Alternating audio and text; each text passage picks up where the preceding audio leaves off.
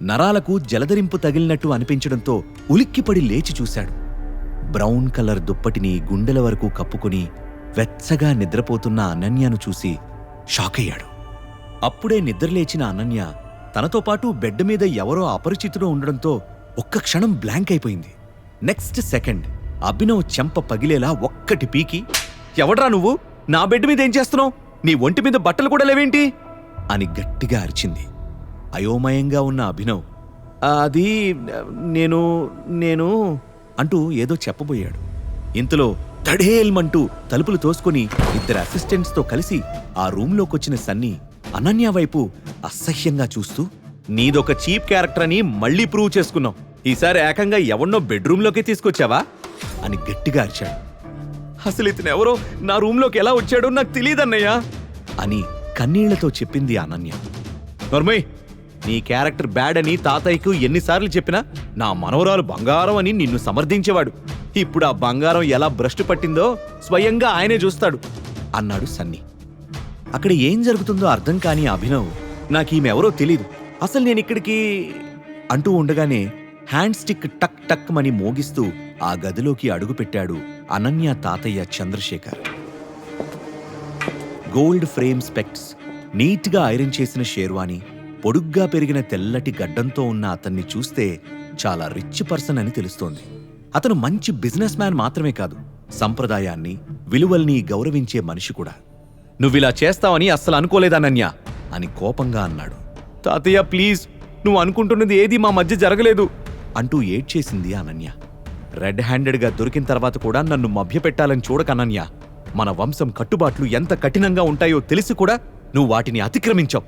మన కుటుంబ పరువుని రోడ్డుకి లాగేస్తున్నావు అని కఠినంగా అన్నాడు చంద్రశేఖర్. ఆయన ఏం చెప్పబోతున్నాడో అర్థమైన అనన్య గుండె వణికిపోయింది. అభినవ్ వైపు తీక్షణంగా చూస్తూ, నువ్వెవరో నాకు అనవసరం. ఇప్పుడిది నాకు పరువు సమస్య. నా మనవరాలతో ఒక రాత్రి గడిపినందుకు ఈ రోజు నుండి నువ్వే ఆమె భర్తవు అని ప్రకటించాడు చంద్రశేఖర్. అభినవ్కి నెత్తిమీద బాంబు పడినట్లు అనిపించింది. అసలు మా మధ్య ఏం జరగలేదని చెప్తుంటే మీకు అర్థం కాదా అని ఆందోళనగా అన్నాడు. హ్యాండ్ స్టిక్తో బెడ్ పక్కనే ఉన్న అభినవ్ ప్యాంటు పైకి లేపి చూపించిన చంద్రశేఖర్, ఇది చూశాక కూడా నీ మాటలు నమ్మమంటావా అంటూ తన వెనక ఉన్న మనుషులకు సైగ చేశాడు. వాళ్లు అభినవ్ మీద విరుచుకుపడి అతన్ని ఇష్టం వచ్చినట్టు కొడుతున్నారు. కొంచెంసేపటి తర్వాత ఆపండి అంటూ తన మనుషుల్ని హెచ్చరించాడు చంద్రశేఖర్. అప్పటికే అభినవ్కి దెబ్బలు బాగానే తగిలాయి. అనన్య వైపు చూస్తూ, ఇతన్ని వెంటనే హాస్పిటల్కి తీసుకెళ్లి ట్రీట్మెంట్ ఇప్పించి సాయంత్రం అక్రమ్ గారిస్తున్న పార్టీకి ఇతన్ని కూడా తీసుకువెళ్ళు అని ఆర్డర్ వేసి బయటికి వెళ్లిపోయాడు చంద్రశేఖర్. తాతయ్య మాటకి ఎదురు తిరిగే ధైర్యం అనన్యాకి లేకపోవడంతో ఏం చెయ్యాలో తోచట్లేదామెకు. ఆమె పరిస్థితిని గమనించి, మీరు నన్ను హాస్పిటల్కి తీసుకువెళ్లాల్సిన అవసరం లేదు, నేనే వెళ్ళిపోతాను అని చెప్పిన అభినవ్ తన రూమ్కి దగ్గరలో ఉన్న ఒక చిన్న క్లినిక్లో ట్రీట్మెంట్ చేయించుకున్నాడు. చంద్రశేఖర్ చెప్పిన మాటలను మళ్లీ మళ్లీ గుర్తు చేసుకుంటూ, చంద్రశేఖర్కి అతని మనుషులు కొట్టిన దెబ్బలకు భయపడే పిరికివాణ్ణి కాదు నేను. కాని పాపం అనన్య, ఆమెదో సమస్యలో ఇరుక్కున్నట్లనిపిస్తుంది. నా వల్ల ఆమె ఇంకా సమస్యల్లో పడకూడదు. ఏదేమైనా అనన్యకి హెల్ప్ చేస్తాను అని మనసులోనే ఫిక్స్ అయిన అభినవ్ రూమ్కి వెళ్లి పార్టీకి వెళ్లడానికి రెడీ అయ్యాడు. మరికొంత సమయం గడిచాక తండ్రి గుర్తుగా దాచుకున్న పాత బ్లేజర్ని వేసుకున్న అభినవ్ అనన్య ఇంటికి చేరుకున్నాడు. వాళ్ల ఖరీదైన విల్లా చూసి అనన్య సూపర్ రిచ్ అని అర్థం చేసుకున్నాడు. ద్వేషం నిండిన కళ్లతో బయటికి వచ్చి అతని వైపు అసహ్యంగా చూస్తూ కారులో కూర్చుంది అనన్య. అభినవ్ కూడా కూర్చోగానే కారు కదిలింది. పార్టీలో అందరూ పెద్దవాళ్లే ఉంటారు, వాళ్లనెలా ఫేస్ చేయాలి అని ఆలోచిస్తూ టెన్షన్గా తన వేలికి ఉన్న ఉంగరాన్ని బొటనవేలుతో తిప్పుతున్నాడు అభినవ్. అక్రమ్ బంగ్లా ముందు కారు ఆగగానే, will you please remove the ring, చూడ్డానికి దరిద్రంగా ఉంది, పార్టీలో నా పరువు తీకు అని చిరాగ్గా అరిచింది అనన్య. ఐఎమ్ సారీ, ఇది నా ప్రాణం, తీసే ప్రసక్తే లేదు అని సూటిగా సమాధానం చెప్పాడు అభినవ్. కోటలా పటిష్టంగా ఉన్న అక్రమ్ బంగ్లా ముందు గన్స్తో కాపలా కాస్తున్నారు సెక్యూరిటీ గార్డ్స్. వాళ్లవైపు చూస్తూ లోపలికి వెళ్లిన అభినవ్కి ముక్కు మీద పెద్ద బ్యాండేజ్తో దేవా ఎదురయ్యాడు. అభినవ్ ఇచ్చిన పంచికి అతని ముక్కు పగిలింది. నిన్నెవరు లోపలికి రానిచ్చారు? సెక్యూరిటీ వాళ్ళు నిద్రపోతున్నారా అంటూ అరవడం మొదలుపెట్టాడు. అతన్ని అడ్డుకున్న అనన్య, మెల్లిగా మాట్లాడదేవా, అతను నా కాబోయే హస్బెండ్ అని సమాధానం చెప్పింది. వాట్? ఈ ఫుట్పాత్ గాడు తప్ప ఇంకెవ్వరూ దొరకలేదా అనన్య అని ఎగతాళి చేశాడు. మాటలు జాగ్రత్తగా రాని. నేను నీకిచ్చిన కోటింగ్ సరిపోలేదా అని దేవాకి వార్నింగ్ ఇచ్చాడు అభినవ్. నాకు వార్నింగ్ ఇచ్చే మగాడివా నువ్వు అంటూ అభినవ్ మీద తిరగబడ్డాడు దేవా.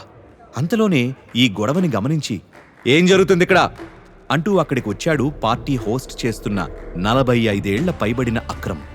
ఈ పనికిమాలిన వెధవ పార్టీలోకి ఎంటర్ అయ్యాడు అక్రమ్ సార్ అని దేవా చెప్పగానే అభినవ్ వైపు అదోలా చూసి అక్రమ్ హూ ఆర్ యూ అని ప్రశ్నించాడు.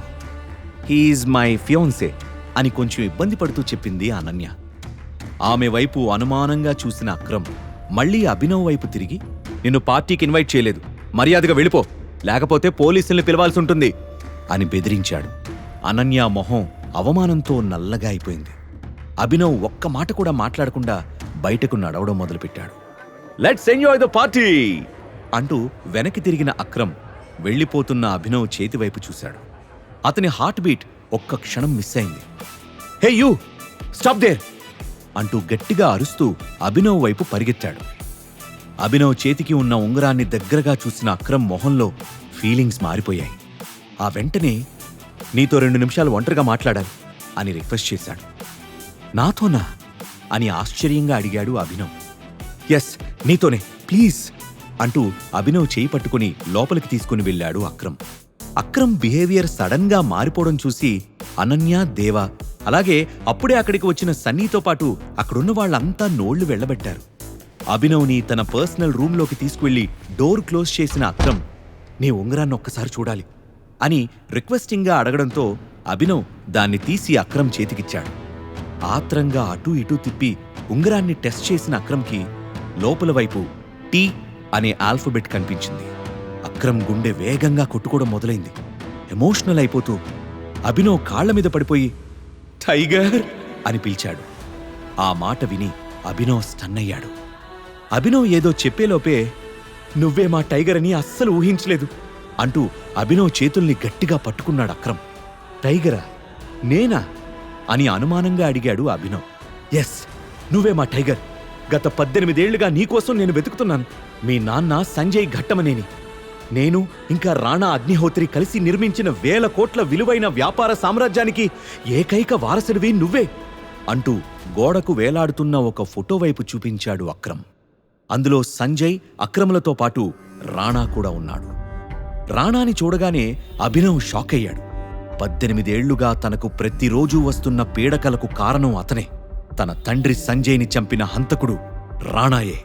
అభినవ్ కళ్ళు ఎర్రగా మారాయి. మేం ముగ్గురం కలిసి ది మాఫియా కింగ్ అనే ఒక కంపెనీని స్థాపించాం. మా కంపెనీ పేరు చెప్తే పెద్ద పెద్ద పాలిటీషియన్స్, సెలబ్రిటీలు, టాప్ బిజినెస్ మ్యాన్లు కూడా గజగజా వణికిపోయేవారు. కానీ మీ నాన్న చనిపోయాక పరిస్థితి మారిపోయింది. శత్రువులు తల ఎగరేయడం మొదలుపెట్టారు. కొంతమంది మమ్మల్ని ఎదిరించి నిలబడ్డారు. వాళ్లలో అతి ముఖ్యమైనవాడు మాకు పెద్ద శత్రువు ఇక్బాల్. నిన్ను చంపి మాఫియా కింగ్ కంపెనీని తుడిచిపెట్టాలని నీకోసం తెగ వెతుకుతున్నాడు. ప్రస్తుతం రాణా కొడుకు మనోజ్ కంపెనీ వ్యవహారాలు డీల్ చేస్తున్నాడు. ఇక నుంచి కంపెనీ బాధ్యతలు నువ్వే చూసుకోవాలి అని ఎంతో ఆనందంతో చెప్పాడు అక్రమ్. అతని మాటలకి అభినవ్లో ఉద్వేగం పొంగింది.